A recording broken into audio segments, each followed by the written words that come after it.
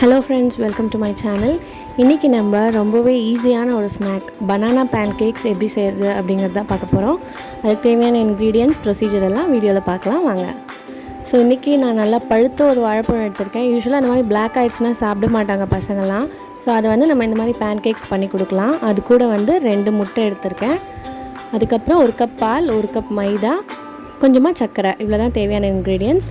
First நம்ம எப்படி பண்ணுறதுன்னு பார்க்கலாம். அந்த வாழைப்பழத்தை சின்ன சின்ன பீசஸாக கட் பண்ணிக்கோங்க, இல்லை நீங்கள் மிக்சியில் கூட அடிச்சுக்கலாம். நல்லா பழுத்த வாழைப்பழமாக எடுத்துக்கிட்டிங்கன்னா மசிக்கிறதுக்கு வந்து ரொம்ப ஈஸியாக இருக்கும்.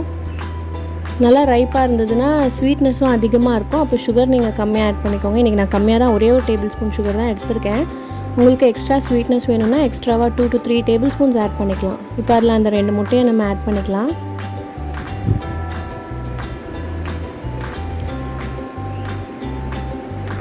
இதை மிக்சியில் கூட அடிச்சுக்கலாம். ஸோ அந்த வாழைப்பழமும் முட்டையும் நல்லா அடிச்சுட்டு அது கூட சர்க்கரை சேர்த்துக்கலாம். எல்லாம் நல்லா மிக்ஸ் ஆனோடனே அது கூட வந்து நம்ம எடுத்து வச்சுருக்க 1 கப் பால்.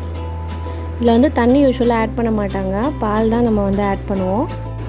ஸோ பாலையும் நல்லா மிக்ஸ் பண்ணிவிட்டு அதுக்கப்புறம் நம்ம எடுத்து வச்சுருக்க 1 கப் மைதா மாவை நம்ம இதெல்லாம் மிக்ஸ் பண்ணிக்கலாம். மைதாக்கு பதிலாக நீங்கள் வந்து கோதுமை மாவு யூஸ் பண்ணி கூட இந்த ஸ்நாக்ஸ் பண்ணலாம். நல்லா லம்ப்ஸ் இல்லாமல் ஸ்மூத்தாக ஒரு தோசை மாவு கன்சிஸ்டன்சிக்கு இதை நீங்கள் மிக்ஸ் பண்ணிக்கோங்க.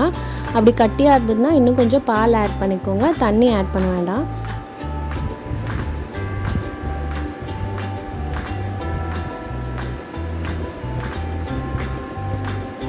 அவ்வளோதான், நம்மளோட பேட்டர் ரெடி. இப்போ நம்ம பேன்கேக்ஸ் பண்ணிடலாம். அடுப்பில் ஒரு பேன் வச்சுருக்கேன். இது வந்து மீடியம் ஹீட்டில் பண்ணிக்கோங்க, ஏன்னா குயிக்காக ரெடி ஆகிடும். இது கொஞ்சமாக நெய் ஆட் பண்ணிக்கிறேன் நான். ஆயில் யூஸ் பண்ணியும் நீங்கள் பேன்கேக்ஸ் பண்ணலாம்.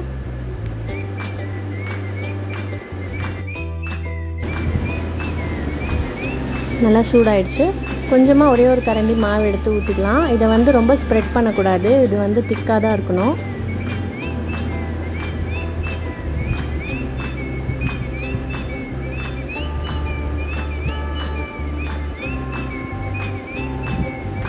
யூஸ்வலாக இதை வந்து மேப்பிள் சிரப்போடு சர்வ் பண்ணுவாங்க, இல்லைன்னா நம்ம சாக்லேட் சிரப் கூட கொடுக்கலாம் பசங்களுக்கு.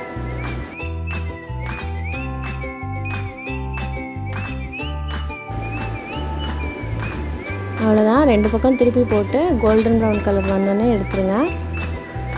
ஸோ கண்டிப்பாக இந்த ரெசிபி நீங்கள் ட்ரை பண்ணி பாருங்கள். இந்த வீடியோ உங்களுக்கு பிடிச்சிருந்தால் லைக் பண்ணுங்கள். இன்னும் நீங்கள் எங்கள் சேனலுக்கு சப்ஸ்கிரைப் பண்ணலன்னா மறக்காமல் சப்ஸ்கிரைப் பண்ணிவிடுங்க. நெக்ஸ்ட் டைம் இன்னொரு இன்ட்ரெஸ்டிங்கான வீடியோவோட நான் உங்களை மீட் பண்ணுறேன். பாய்.